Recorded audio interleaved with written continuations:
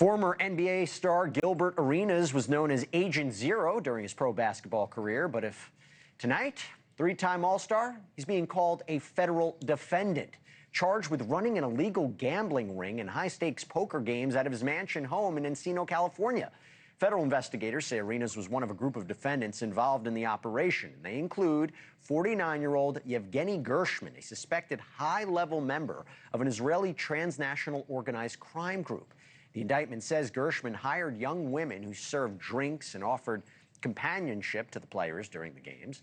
They allegedly worked for tips, but had to pay the ring operators a portion of what they made.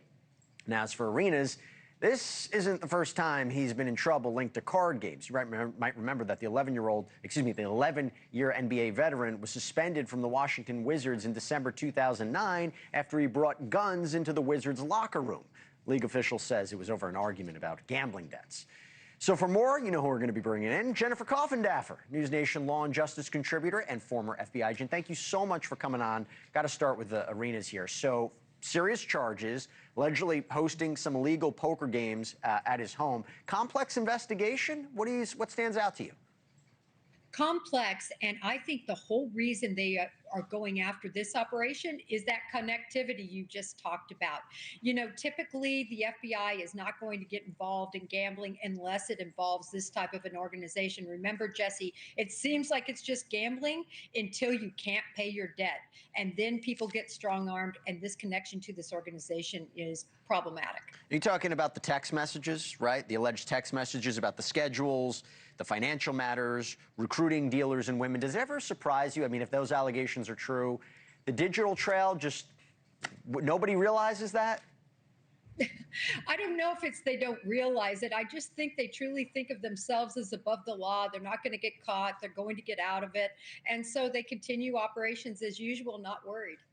Look, it's serious because if convicted, he and the other defendants face 5 years in federal prison for each count. But the federal officials, they allegedly raided his home in July of last year during a game. Would that have been tipped off? Were they tipped off by maybe somebody who was upset about a game? Well, my guess is they probably had an informant. Typically in these operations, you have informants that initially come to you for whatever reason. They have not been happy with that group, and that's typically how a lot of these cases start.